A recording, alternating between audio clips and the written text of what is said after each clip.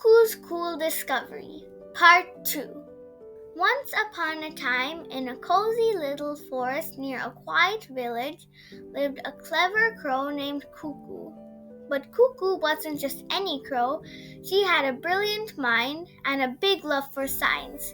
She was always asking questions like, why do leaves change color in the fall? Or how can we collect rainwater more efficiently? Kuku had a little brother named KoKo. KoKo was full of energy, curiosity, and questions. He followed Kuku everywhere, not just because she was his sister, but because she made learning feel like an exciting adventure. Together, they watched clouds drift across the sky, tested how seeds grew, and even studied how shadows danced during the day. For them, science wasn't just something in books, it was everywhere. One blazing summer afternoon, the forest was unusually quiet. The ground was dry and cracked. The trees drooped. Even the rivers had dried up. KoKo flew out, looking for something to eat, but soon realized he had a bigger problem. He was incredibly thirsty. He flapped from one corner of the village to another, but all the water pots were empty. No puddles, no ponds, nothing. The heat shimmered in the air, making everything look wobbly. His wings grew heavy and his beak felt dry.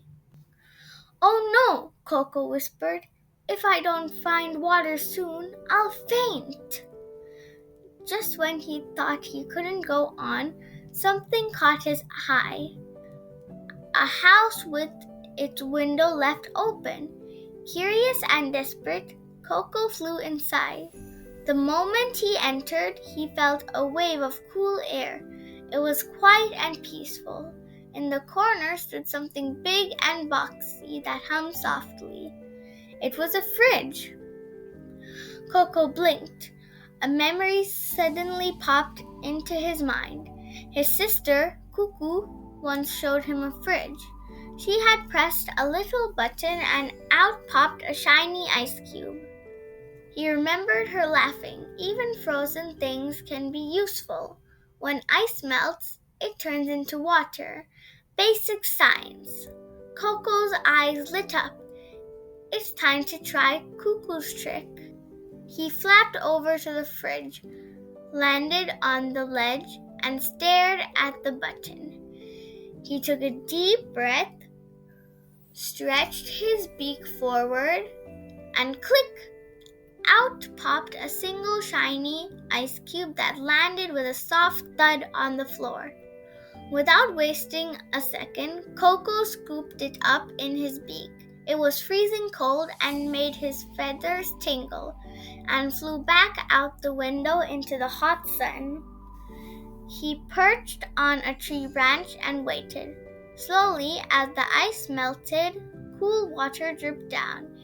He opened his beak under the ice cube and smartly lying on a tree branch, drank the water. It was refreshing and soothing. Drop by drop, the ice cube disappeared.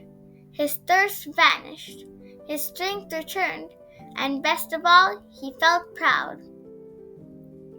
KoKo chirped excitedly and soared back to find his sister. "Kuku, Kuku," he called. She looked up from her notebook and smiled. "What's all this excitement, little brother?" "I did an experiment just like you," KoKo said proudly.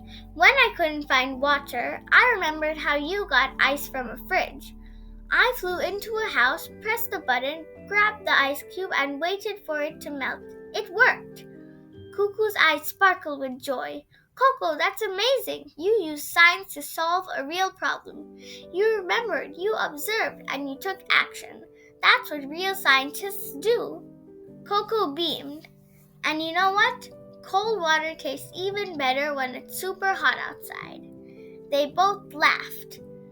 Kuku gave him a proud little feather high five. From that day on, KoKo didn't just follow his sister, he began doing his own experiments too. And whenever someone in the forest needed a clever idea, they knew just who to call. KoKo and Kuku, the brilliant crow siblings.